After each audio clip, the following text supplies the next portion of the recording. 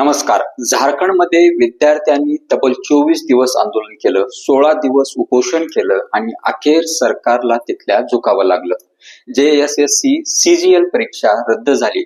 पण आता खरी अडचण आता निर्माण होते, कारण या परीक्षेतून नोकरी मिळवलेल्या जवळपास 2000 उमेदवारांचं काय होणार? परीक्षा रद्द झाली, पण प्रामाणिकपणे परीक्षा पास झालेल्याची नोकरी जाणार का? याच प्रश्नाने आता झारखंडमध्ये नवा संघर्ष उभा राहण्याची शक्यता आहे. नमस्कार, मी DS लोखंडे पाटील. झारखंडची राजधानी रांचीमध्ये गेले अनेक दिवसापासून सुरू असलेल्या विद्यार्थ्याच्या आंदोलनाने अखेर सरकारला मोठा निर्णय घेण्यास भाग पाडलं.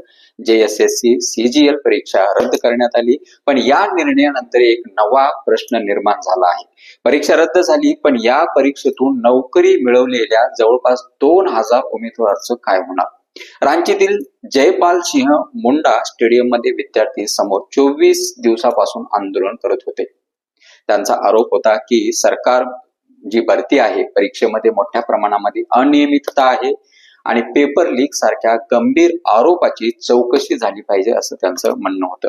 विद्यार्थ्याची प्रमुख मागणी होती JSSC CGL परीक्षा रद्द करा, TDPL या खाजगी एजन्सी मार्फत झालेल्या परीक्षा रद्द करा आणि या संपूर्ण प्रकरणाची CBI चौकशी करा.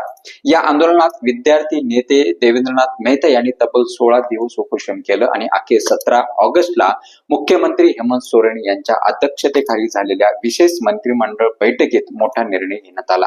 JSSC CGL परीक्षा रद्द करण्यात आली. तसंच TDPL या एजन्सी मार्फत 2014 पासून घेण्यात आलेल्या परीक्षा आणि त्यांचा निकाल निवड प्रक्रिया या सरकारने मोठी कारवाई करण्याची घोषणा केली. 2014 पासून भरती प्रक्रियेत झालेली कथित अनियमितेची CID चौकशी करण्याचा निर्णय घेण्यात आला.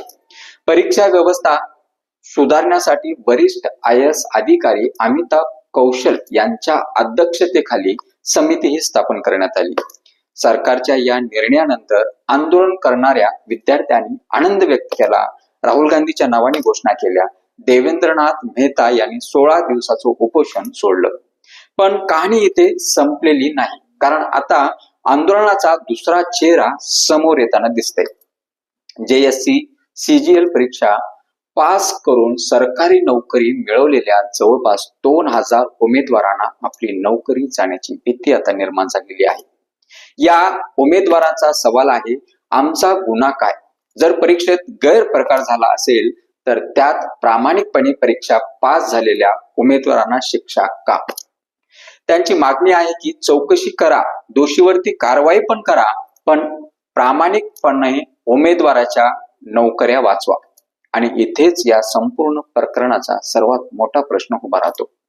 व्यवस्थेतील गैरप्रकारचा फटका प्रामाणिक विद्यार्थ्यांना बसणार का? एका बाजूला वर्षानुवर्षे मेहनत करून परीक्षा देणारे विद्यार्थी आहेत, तर दुसऱ्या बाजूला परीक्षा पास होऊन नोकरी मिळवल्यानंतर आता नोकरी गमावण्याच्या भीतीत असलेले उमेदवार आहेत. आणि त्यामुळे सरकार समोर आता केवळ परीक्षा रद्द करण्याचं आव्हान नाही, तर प्रामाणिक उमेदवारांना न्याय देण्याचाही मोठं आव्हान आहे. आणखी एक महत्वाचा मुद्दा म्हणजे आंदोलन करणारे विद्यार्थी अजूनही CBI चौकशीच्या मागणीवरती ठाम आहेत. त्यामुळे सरकारच्या CID चौकशीच्या निर्णयानंतर आंदोलन पूर्णपणे संपलं आहे असं म्हणता येणार नाही. म्हणून आता प्रश्न फक्त झारखंडचा नाही, तर पूर्ण देशभरातील स्पर्धा परीक्षा देणाऱ्या लाखो विद्यार्थ्यांचा आहे. कारण परीक्षा म्हणजे केवळ प्रश्नपत्रिका आणि निकाल नाही, परीक्षा म्हणजे विद्यार्थ्याचे अनेक वर्षाची मेहनत, कुटुंबाच्या अपेक्षा आणि त्यांच्या भविष्याची आशा. जर परीक्षा व्यवस्थेवरच विद्यार्थ्याचा विश्वास राहिला नाही, तर त्या व्यवस्थेवरती पुन्हा विश्वास निर्माण करण्याची जबाबदारी कोणाची आहे? तर ती सरकारची आहे. दोष कोण किंवा दोषी कोण हे चौकशीतून समोर आलंच पाहिजे, पण त्याच वेळी ज्यांनी प्रामाणिकपणे मेहनत केली त्यांच्यावरती अन्याय होऊ नये. झारखंडच्या या प्रकरणातून सरकार आणि परीक्षा यंत्रणांनी एक धडा घेण्याची वेळ आलेली आहे. भरती प्रक्रियेत पारदर्शकता नसेल तर विद्यार्थ्याच्या भविष्याशी खेळ होतो. आता पाहावं लागेल भविष्यात CBI चौकशीची विद्यार्थ्याची मागणी मान्य होते का, आणि जवळपास 2000 नियुक्त उमेदवाराच्या नोकऱ्या भवितव्य त्याचं काय होते.